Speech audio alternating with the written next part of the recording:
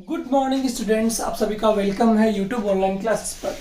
तो बच्चों, previous lecture में हम लोग डिस्कस कर रहे थे method of preparation of amines, जो हमारा कंप्लीट हो चुका था। आज के लेक्चर में हम लोग स्टार्ट करने वाले हैं physical properties of amines. Physical properties of amines. बात करते हैं जब फिजिकल प्रॉपर्टीज ऑफ अमीन्स की, तो सबसे पहले बात करेंगे हम किसकी? फिजिकल स्टेट की।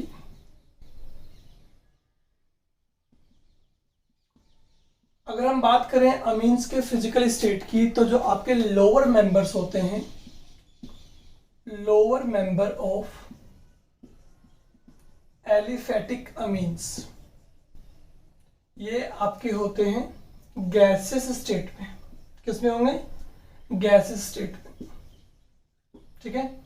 और 3 और 4 कार्बन्स के बाद ये हो जाएंगे आपके लिक्विड में, और जो आपके हायर मेंबर्स होंगे वो होंगे आपके वैक्सी सॉलिड स्टेट में। बिकॉज हमें पता है कि जैसे से आपके number of carbon atoms increase होते हैं, यानी 3 to 4 कार्बन्स की अगर हम बात करते हैं बच्चों, मोर देन 3 to 4 कार्बन्स की बात करेंगे तो वो होंगे आपके गैस स्टेट में, यानी कि लोअर मेंबर्स। और 3 to 4 कार्बन्स के आफ्टर बात करते हैं तो ये होंगे आपके लिक्विड स्टेट में, और उसके बाद होंगे आपके वैक्सी सॉलिड स्टेट में। बिकॉज वी नो दैट कि जैसे जैसे number of carbon atoms increase होंगे वैसे वैसे आपका मॉलिक्यूलर मास भी इंक्रीज होगा। नंबर 2 पर आते हैं तो वो है आपका कलर प्रॉपर्टी। देखिए क्या होगा अगर हम बात करें प्योर अमीन्स की, तो प्योर अमीन्स जो आपके पास होते हैं वो होते हैं आपके कलरलेस। कैसे होते हैं? कलरलेस। बट जैसे इनको हम कैप्ट करते हैं, कैप्ट इन एयर, समझिए, अगर हम इसे करते हैं स्टोर, तो स्टोर करेंगे तो स्टोर करने पे ये आएंगे कांटेक्ट में किसके? एयर के। और एयर के कांटेक्ट में आएंगे तो क्या हो जाएंगे आपके? ऑक्सीडाइज। क्या हो जाएंगे? ऑक्सीडाइज। और ऑक्सीडाइज होने पर ये कलर्ड सब्सटेंस में चेंज हो जाते हैं। इसमें कलर्ड सब्सटेंसेस में। और जनरली ऐसा कौन करते हैं? जनरली ऐसा जल्दी कर पाते हैं एरोमेटिक अमीन्स। कौन? Aromatic amines. सिंपली समझ आया आपको कि जितने भी प्योर अमीन्स होते हैं जनरली वो आपके कलरलेस होते हैं। ठीक है, कोई कलर में नहीं होता। लेकिन उन्हें अगर हम स्टोर करते हैं, एयर में काफी लंबे टाइम तक रखते हैं, तो एयर में ऑक्सीडाइज होने की वजह से ये कलर्ड सब्सटेंसेस में चेंज हो जाते हैं, और जनरली ऐसा एरोमेटिक अमीन जल्दी कर पाते हैं। ठीक है, चलिए नंबर 3 देखते हैं पॉइंट फटाफट से जो हमारे पास है, ऑर्डर। अगर हम बात करते हैं ऑर्डर की, तो इनके जो लोअर मेंबर होते हैं, लोअर मेंबर, इनके अंदर आपकी अमोनिकल स्मेल होती है। अमोनिकल स्मेल होती है। कुछ टाइम बाद जब नंबर ऑफ कार्बन एटम्स बढ़ेंगे तो इनकी स्मेल अमोनिकल से थोड़ी फिशी स्मेल हो जाती है, और उसके बाद में आपकी ऑर्डर जो है वो आपका डिक्रीज होता है। कब? नंबर ऑफ कार्बन एटम जब आपके होते हैं इंक्रीज। ठीक है, बिकॉज जब number of carbon atoms increase होंगे तो हाइड्रोकार्बन की कंसंट्रेशन बढ़ेगी, अमीन की कंसंट्रेशन डिक्रीज होगी, तो धीरे धीरे आपकी स्मेल भी डिक्रीज होना स्टार्ट हो जाती है। ये तीनों पॉइंट्स हम बहुत बार पढ़ चुके हैं, एक जैसा कॉन्सेप्ट यहाँ पे लगेगा। स्टार्टिंग फिजिकल स्टेट से करें तो लोअर मेंबर आपके गैस स्टेट में होंगे, then liquid, then gases solid. Because number of carbon atom increase होने पे आपका मास इंक्रीज होगा तो फिजिकल स्टेट भी चेंज होगी। कलर की बात करें तो हमेशा जो भी कोई भी फंक्शनल ग्रुप अगर आपका प्योर फॉर्म में है, या अमीन अगर आपका प्योर फॉर्म में है, तो ये कलरलेस होते हैं। बट जब भी इनको हम एयर में लेफ्ट करते हैं तो एयर में होते हैं ये ऑक्सीडाइज और कलर्ड सब्सटेंस में चेंज हो जाते हैं। ऑर्डर की बात करें तो ऑर्डर में हमेशा एक ही कॉन्सेप्ट लगता है, वो क्या? कि हर एक फंक्शनल ग्रुप की अपनी एक स्पेसिफिक स्मेल होती है, लेकिन जैसे आपके number of carbon atoms increase होते हैं वैसे वैसे ही आपका ऑर्डर या स्मेल होता है डिक्रीज होता है, due to increment in concentration of hydrocarbons. फटाफट से लीजिए स्क्रीनशॉट। इसके बाद स्टार्ट करते हैं मेल्टिंग एंड बॉइलिंग पॉइंट। हो गया स्क्रीनशॉट? अब देखते हैं फटाफट इसका मेल्टिंग एंड बॉइलिंग पॉइंट क्या होगा। अमीन्स का मेल्टिंग एंड बॉइलिंग पॉइंट।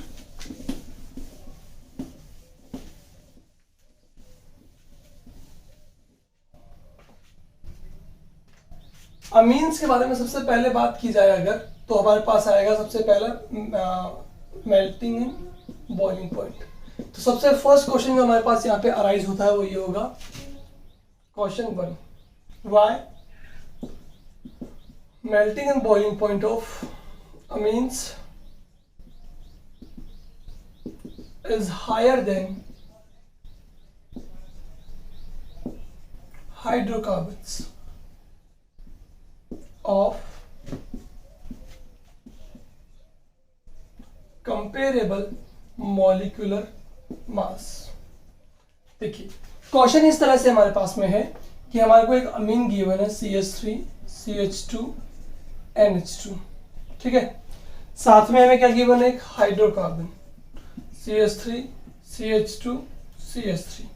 दोनों का मास जो है कैसा है, कंपेरेबल है, यानी लगभग लगभग ऑलमोस्ट सिमिलर है। बट इसके बावजूद अमीन्स का melting and boiling point normal hydrocarbon से हायर क्यों होगा, ये हमारे पास फर्स्ट क्वेश्चन रहेगा जब हम बात करते हैं अमीन्स के मेल्टिंग एंड बॉइलिंग पॉइंट की। तो हायर मेल्टिंग बॉइलिंग पॉइंट किसका होगा, अमीन्स का। तो सिंपल से इसका आंसर होगा due to association of atoms through intermolecular hydrogen bonding, intermolecular hydrogen bonding. ठीक है, क्या देखा अपन ने कि जब हम अमीन्स की बात करते हैं, देखिएगा ध्यान से, RNH2, ठीक है, RNH2, ठीक है, ठीक है, NH2। जब हम अमीन्स की बात करते हैं तो अमीन्स में देखेंगे फटाफट से, एक हाइड्रोजन है इस साइड एक मोस्ट इलेक्ट्रोनेगेटिव एलिमेंट और आपका small in size atom present है। तो H और N के बीच में क्या होगा, एक वीक बॉन्ड आपका जनरेट होगा, जिसे हम बोल रहे हैं हाइड्रोजन बॉन्डिंग। यहाँ पे भी H और N के बीच में क्या बन जाएगा, हाइड्रोजन बॉन्डिंग। तो अमीन्स के मॉलिक्यूल की बात करते हैं तो अमीन्स में प्रेजेंट एटम्स जो होते हैं वो आपस में इंटरमॉलिक्यूलर हाइड्रोजन बॉन्डिंग का फॉर्मेशन करेंगे, जिनसे ये आपस में क्या होंगे, एसोसिएट होंगे, और इनको बॉयल या मेल्ट करने के लिए अमाउंट ऑफ एनर्जी हायर चाहिए होगा। दैट्स व्हाई यहाँ पे कह सकते हैं कि melting and boiling point of amines जो है वो हायर होंगे as compared to the normal hydrocarbons due to association of atom through intermolecular hydrogen bonding. ये आपका यहाँ पे आंसर रहेगा। फटाफट से लीजिए स्क्रीनशॉट, इसके बाद कंटिन्यू करते हैं। हो गया, चलिए देखिए,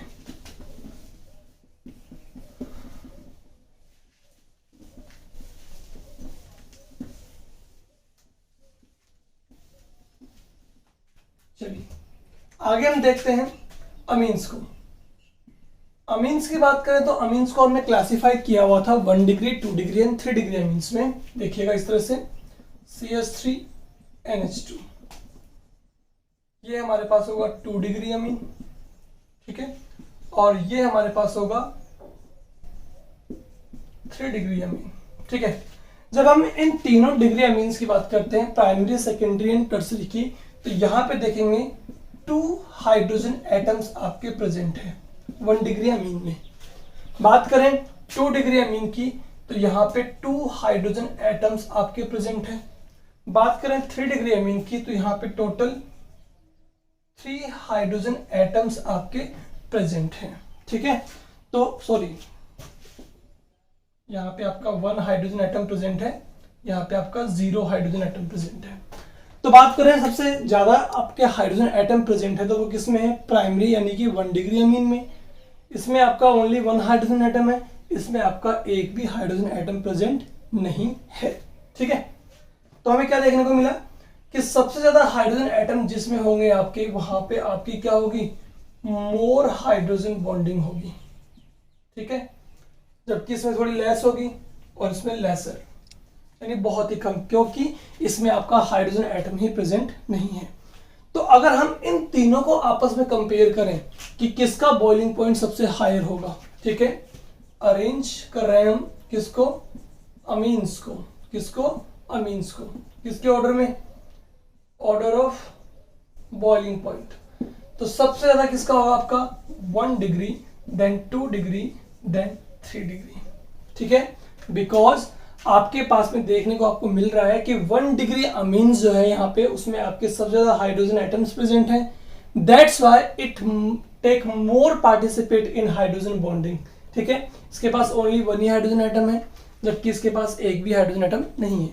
तो जितने ज्यादा आपके पास में हाइड्रोजन एटम प्रेजेंट होंगे वो उतना ही पार्टिसिपेट करेगा मोर हाइड्रोजन बॉन्डिंग में, और उसका बॉइलिंग पॉइंट उतना ही ज्यादा होगा। बिकॉज जितने ज्यादा हाइड्रोजन बॉन्डिंग होगी मॉलिक्यूल उतना क्या होगा, एसोसिएट होगा, और उतना ही ज्यादा हमें क्या चाहिए होगा, एनर्जी चाहिए होगा उसको बॉइल करने के लिए। That's why this is order 1 degree, 2 degree and 3 degree, primary, secondary and tertiary amines. इस तरह से ऑर्डर आपके पास हो जाएगा किसका, बॉइलिंग पॉइंट का। ठीक है बच्चों, इसके बाद हम बात करें तो 2 पॉइंट हमारे पास बनते हैं, वो सबको पता है आपको, कि जब भी हम number of carbon atoms increase करते हैं तो क्या इंक्रीज होगा, मोलर मास। क्या इंक्रीज होगा, मोलर मास। एज वेल आपका मेल्टिंग एंड बॉइलिंग पॉइंट भी क्या होगा, increase, because surface area increase हो रहा है। ठीक है, as well van der Waal force increase हो रहा है। ठीक है, समझ गया ना। तो जब भी आप कार्बन एटम्स को इंक्रीज करते हैं तो molar mass, surface area, van der Waal force सब इंक्रीज होता है, as well melting boiling point भी इंक्रीज होता है। बट जब हम बात करते हैं सेकंड पॉइंट की, तो हम कहते हैं कि जब ब्रांचिंग इंक्रीज होती है, क्या, ब्रांचिंग, तो मेल्टिंग एंड बॉइलिंग पॉइंट आपका डिक्रीज होता है। ये 2 पॉइंट हम बहुत बार डिस्कस कर चुके हैं। ठीक है, इन दोनों पॉइंट्स को भी आप अपने माइंड में रखिएगा। ठीक है, एज वेल हमने क्या किया, एक क्वेश्चन किया कि अमीन्स का बॉइलिंग पॉइंट जो है वो आपका हायर क्यों होता है नॉर्मल हाइड्रोकार्बन से, तो आंसर आपको मिल गया, due to association of atoms through intermolecular hydrogen bonding. और हमने कंपेयर किया primary, secondary and tertiary amines को कि इनका बॉइलिंग पॉइंट का ऑर्डर क्या रहेगा। तो जितने ज्यादा नंबर ऑफ हाइड्रोजन प्रेजेंट होंगे उतनी होगी हाइड्रोजन बॉन्डिंग, उतना मॉलिक्यूल आपका एसोसिएट होगा, और उसको मेल्ट या बॉइल करने के लिए उतनी ही क्या लगेगी, एनर्जी लगेगी। ठीक है, तो इसका लीजिए फटाफट से स्क्रीनशॉट। इसके बाद स्टार्ट करते हैं नेक्स्ट फिजिकल प्रॉपर्टी जो कि हमारे पास है सॉल्युबिलिटी। हो गया, चलिए अब हम देख रहे हैं फोर्थ फिजिकल प्रॉपर्टी जो हमारे पास क्या है, सॉल्युबिलिटी। सॉल्युबिलिटी की जब भी हम बात करेंगे तो सॉल्युबिलिटी के बारे में हम सबसे पहला क्वेश्चन क्या देखते हैं, हम ये देखते हैं कि क्या ये आपका वाटर में सॉल्युबल है या नहीं। ठीक है, सबसे पहले बात करेंगे अगर किसकी, सॉल्युबिलिटी की, तो क्या देखेंगे कि is amines are soluble in water. क्या देख पा रहे हैं, ठीक है, अमीन्स को लेंगे सबसे पहले RNH2। ठीक है, ये हमारे पास किसका फॉर्मूला हुआ, अमीन्स का।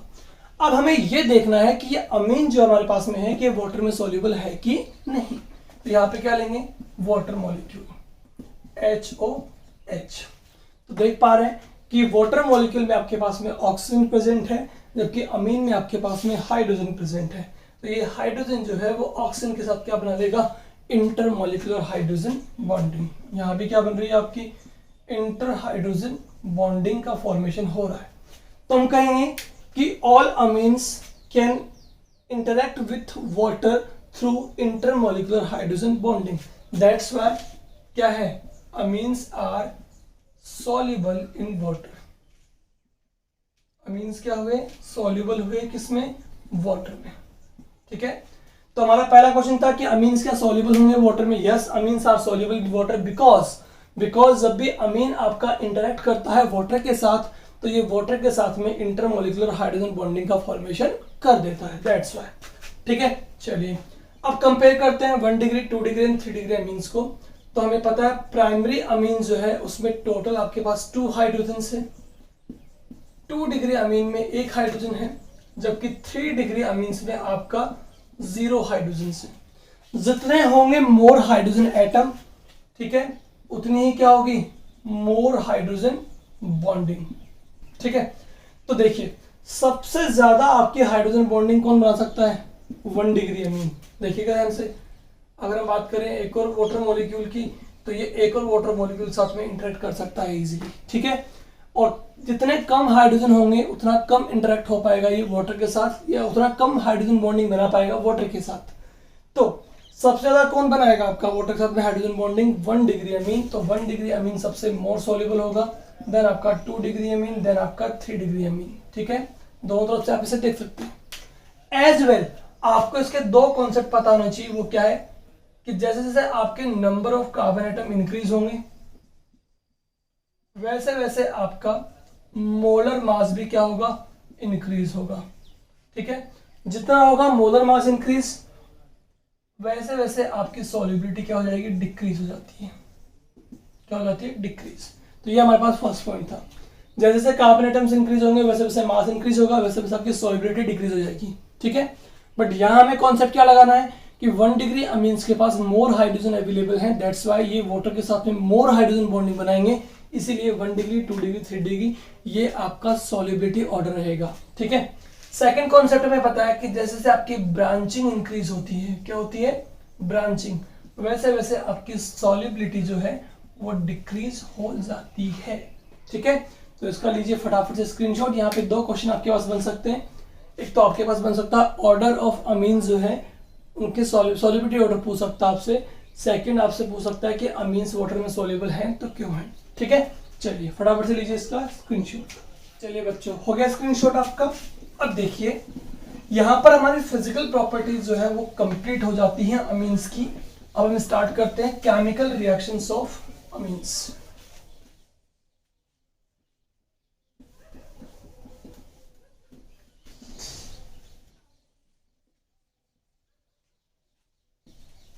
यहाँ पर हमारी फिजिकल प्रॉपर्टीज कंप्लीट हो जाती है। Now start chemical properties of amines. देखिएगा, जब हम केमिकल प्रॉपर्टी की बात करते हैं अमाइंस की, देखिए क्या होगा आपके पास में। सबसे पहले हम लिखेंगे फंक्शनल ग्रुप अमीन्स को इस तरह से RNH2। हमें ये देखना है कि ये अगर केमिकल रिएक्शन शो कर पाता है तो किस वजह से कर पाएगा। नंबर 1, नाइट्रोजन जिसकी इलेक्ट्रोनेगेटिविटी 3.0, हाइड्रोजन जिसकी इलेक्ट्रोनेगेटिविटी कितनी होगी 2.1। तो सबसे पहला तो हमारे पास में आएगा due to difference of electronegativity between nitrogen and hydrogen.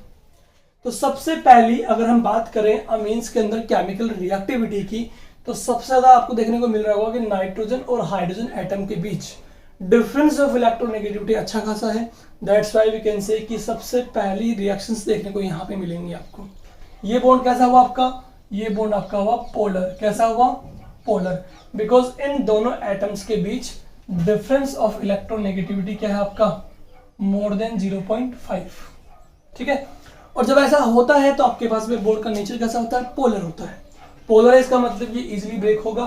तो यू कैन से कि यहाँ पर अमीन्स में आपको कुछ वो रिएक्शंस देखने को मिलेंगी जहां पे आपका NH बॉन्ड डिसोशिएट होता है। ठीक है ना, रिएक्शंस आपको देखने को मिलेंगी इन विच NH बॉन्ड क्लीवेज। समझ आ रहा है आपको, ठीक है। नंबर टू कि नाइट्रोजन के पास में क्या है आपका, लोन पेयर प्रेजेंट है, यानी अनपार्टिसिपेट इलेक्ट्रॉन पेयर, जो ये कैपेबल होता है इलेक्ट्रॉन डोनेट करने के लिए। तो दूसरी टाइप की रिएक्शंस आपको मिलेंगी, वो मिलेंगी due to presence of lone pair electrons. ठीक है, तो यहाँ पे आपने देखा, पहले हमने फंक्शनल ग्रुप का क्या लिखा, यहाँ पे फॉर्मूला लिखा, फिर देखा कि यहाँ पे एक रिएक्शंस तो आपको देखने को मिलेंगी due to polar nature of NH bond, और कुछ रिएक्शंस आपको देखने को मिलेंगी due to presence of lone pair electrons. ठीक है, तो स्टार्ट करते हैं हमारे रिएक्शन नंबर 1 से, जो कि हमारे पास में है बेसिक नेचर ऑफ अमाइंस। ठीक है, हम क्या कह रहे हैं, अगर हम बात करते हैं अमीन्स की RNH2, तो हम कहते हैं कि अमीन्स पे due to presence of lone pair it act as lowest space. ठीक है, क्या बोलते हैं कि ऐसे कोई भी स्पीसीज जो आपके कैपेबल होती है इलेक्ट्रॉन पेयर डोनेट करने के लिए, such type of species which can donate electron pair to the electron deficient species, उन्हें हम कहते हैं लुईस स्पेस। ठीक है, लुईस ने थ्योरी दी थी कि जो भी इलेक्ट्रॉन पेयर डोनर होता है वो होता है लुईस बेस, और जो इलेक्ट्रॉन पेयर एक्सेप्टर होता है बच्चों वो क्या होता है, लुईस एसिड होता है। ठीक है, तो इसका मतलब ये हुआ कि यहाँ पे अमीन्स पे लोन पेयर प्रेजेंट होने की वजह से ये आपका बिहेव करता है एज ए बेस। ठीक है, तो चलिए फटाफट से देख लेते हैं इसकी कुछ रिएक्शंस।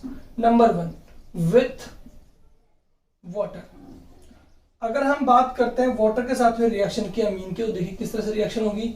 यहाँ पे क्या लिया हमने, अमीन्स लिया, और इसकी रिएक्शन किससे करवा दी, वाटर के साथ। वाटर जो है वो आपका डिसोशिएट होगा H plus ion and OH minus में। यहाँ पे H प्लस आयन का नेचर कैसा है बच्चों, इलेक्ट्रॉन डेफिशिएंट यानी कि इलेक्ट्रोफाइल। नाइट्रोजन में क्या प्रेजेंट है, लोन पेयर, तो ये अपना लोन पेयर इलेक्ट्रॉन इसे यहाँ पे डोनेट कर देगा। और जो लोन पेयर डोनेट करता है ना बच्चों, उसे हम क्या बोलते हैं बच्चों, लुईस बेस। ठीक है, तो जैसे ही नाइट्रोजन अपना लोन पेयर डोनेट करेगा H प्लस आयन को, तो यहाँ पे बन जाएगा बॉन्ड, क्या बनेगा, RNH3। नाइट्रोजन ने इलेक्ट्रॉन डोनेट किए हैं, तो नाइट्रोजन पे चार्ज किया जाएगा positive, plus OH negative ion. ठीक है, इसका मतलब ये हुआ कि यहाँ पे जो अमीन्स हैं, ठीक है, इनका जो एक्वस सॉल्यूशन है उसमें क्या प्रेजेंट है, आपके हाइड्रोक्साइड आयंस। और अगर आपके एक्वस सॉल्यूशंस में हाइड्रोक्साइड आयन प्रेजेंट होते हैं, तो इट मींस ये हुआ कि ये बिहेव कर रहा है आपका एज ए बेस। ठीक है, यहाँ पे एक बात समझ में आ गई आपको कि अमीन्स की रिएक्शन हमने जैसे करवाई वाटर के साथ में, तो यहाँ पे H प्लस आयन यानी इलेक्ट्रोफाइल को इसने इलेक्ट्रॉन पेयर डोनेट किया, जो डिफाइन करता है इसकी लुईस बेसिक प्रॉपर्टी को, कि इलेक्ट्रॉन पेयर डोनर जो होंगे वो क्या होंगे, लुईस बेस। ठीक है, रिएक्शन हुई, ये बन गया आपके पास में सॉल्ट, यहाँ पे क्या बना आपके पास, हाइड्रोक्साइड आयन। इसका मतलब अमीन्स का एक्वस सॉल्यूशन जो यहाँ बन रहा है उसमें आपके हाइड्रोक्साइड आयन प्रेजेंट है, जो आपको डिफाइन करता है, जो प्रूव करता है कि आपके अमीन्स जो होते हैं वो किस नेचर के होंगे, बेसिक नेचर के होते हैं। ठीक है, यहाँ पे ये रिएक्शन हमने कंप्लीट कर दी है। चलिए अब देखिए, अगर हम इसके रिएक्शन करवाते हैं किसी भी एसिड से, तो हमारे पास में क्या बनता है, देखिएगा ध्यान से। ठीक है, रिएक्शन नंबर 2 देख रहे हैं हम, विथ एसिड। तो किसी भी एसिड से रिएक्शन करवाइए, किसी भी वाटर से रिएक्शन करवाइए, आपको ये देखने को मिलेगा कि अमीन्स का जो नेचर है वो कैसा है, बेसिक है, due to presence of lone pair electrons. देखिएगा ध्यान से, क्योंकि हम जब भी इसके रिएक्शन किसी एसिड से करवाएंगे तब भी क्या बनेगा हमारे पास, salt, because we know that कि इसका नेचर कैसा है, बेसिक है। देखिएगा एसिड है, क्या डोनेट करेगा, H प्लस आयन, इलेक्ट्रोफाइल, ये अपना लोन पेयर से डोनेट कर देगा। तो this is Lewis base and this is Lewis acid, तो हमारे पास क्या बन जाएगा बच्चों, salt, RNH3 and Cl negative as well. आप कोई और भी ले लीजिए, कोई प्रॉब्लम नहीं है। रिएक्शन करवाते हैं मान लीजिए किससे, HNO3 के साथ, H plus NO3 minus, again electron pair donate कर देगा, क्या बन जाएगा, RNH3 positive and NO3 minus. तो कभी भी आप अमीन्स की रिएक्शन करवाते हैं एसिड के साथ या वाटर के साथ, तो आपके पास सॉल्ट का फॉर्मेशन हो रहा है। ठीक है, फटाफट से लीजिए इसका स्क्रीनशॉट। ये रिएक्शन ये प्रूव करती है कि आपका अमीन्स जो है वो किस नेचर का होता है, बेसिक नेचर का। स्क्रीनशॉट लीजिए फटाफट से, इसके बाद हम कंटिन्यू करते हैं आगे की ओर। चलिए,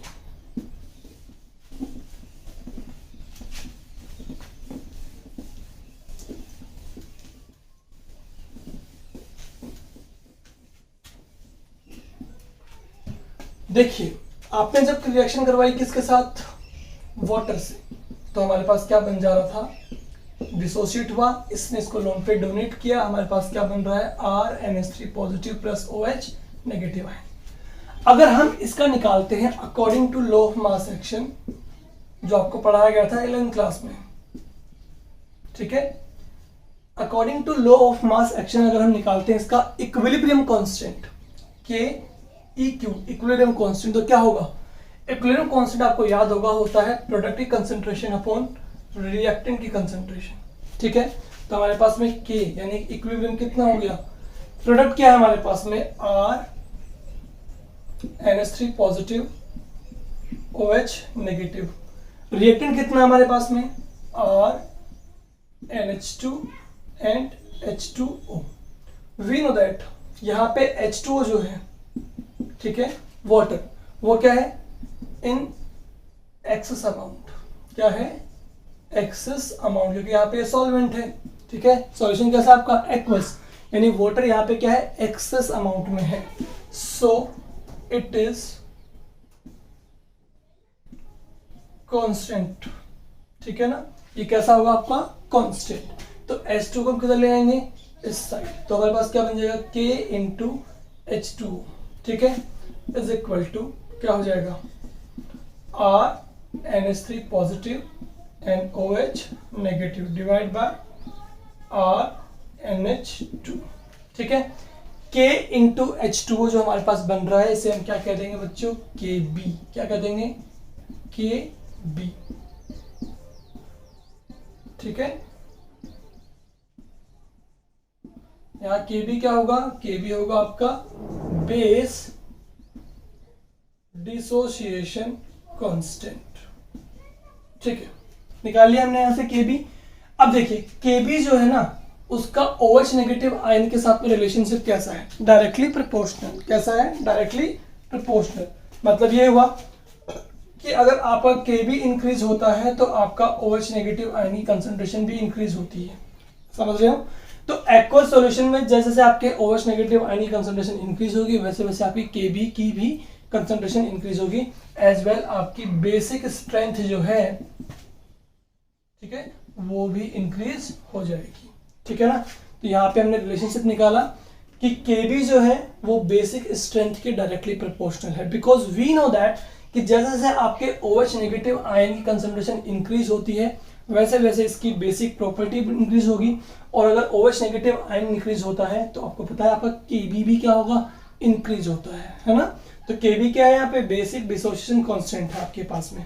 ठीक है, अगर हम बात करें यहाँ पे KB की, तो KB जो है ना उसकी नेगेटिव लॉग वैल्यू को, ठीक है ना, negative log value of KB को हम PKB से रिप्रेजेंट करते हैं, जहां पे PKB का रिलेशनशिप जो होगा वो KB की क्या होगा, इनवर्सली प्रोपोर्शनल रहता है। ठीक है, कई बार क्या होता है क्वेश्चन आपको इस तरह से दिया जाता है, कोई भी 3 to 4 मॉलिक्यूल्स या कंपाउंड्स आपको यहाँ पे दे देंगे, ठीक है, और उनकी KB वैल्यूज लिख देंगे आपको कि इसकी KB वैल्यू इतनी है, इसकी KB वैल्यू इतनी है। मान लीजिए कोई कंपाउंड आपको A दिया गया, उसकी KB वैल्यू 9.2 दी, कोई कंपाउंड B दिया 10.2 दी, कोई कंपाउंड C 11। तो जितनी ज्यादा KB की वैल्यू होगी उतना ज्यादा क्या होगा, बेसिक स्ट्रेंथ ज्यादा होगा।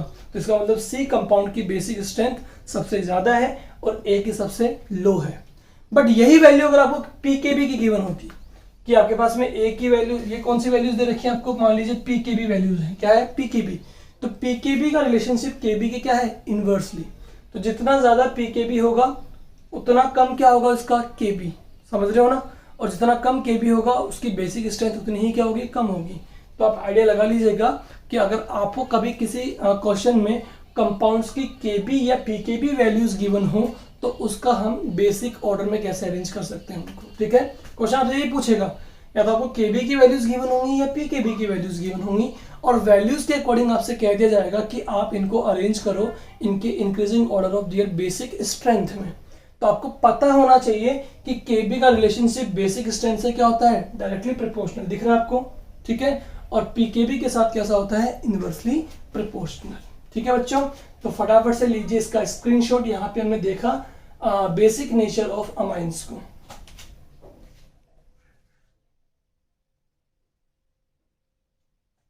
चलिए नेक्स्ट देखते हैं फटाफट से एक और टॉपिक को। स्क्रीनशॉट हो गया आपका, चलिए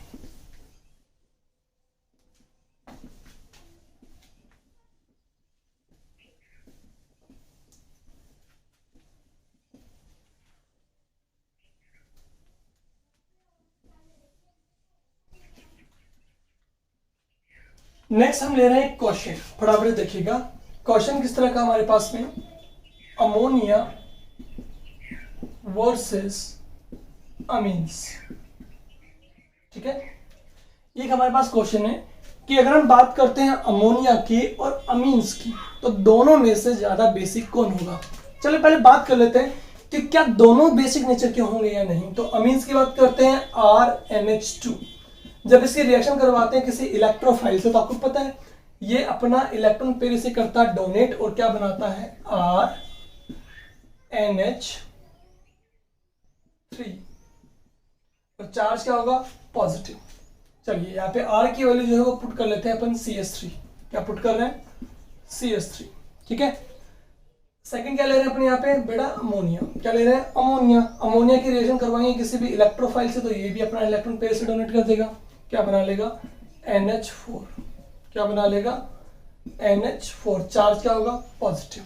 ठीक है, तो दोनों केस में आप क्या देख पा रहे हैं, दोनों ही केस में आपका ये भी एंड ये भी दोनों अपने अपने इलेक्ट्रॉन पेयर डोनेट कर रहे हैं सामने वाली इलेक्ट्रोफाइल स्पीसीज को। इसका मतलब दोनों का जो नेचर है वो कैसा है बच्चों, बेसिक है। बट क्वेश्चन ये है हमारा कि अमोनिया एंड अमीन्स में से, ठीक है, which one is more basic. ठीक है, दिस इज द क्वेश्चन कि which one is more basic, ammonia या अमीन्स, दोनों में से आपका कौन ज्यादा बेसिक होगा।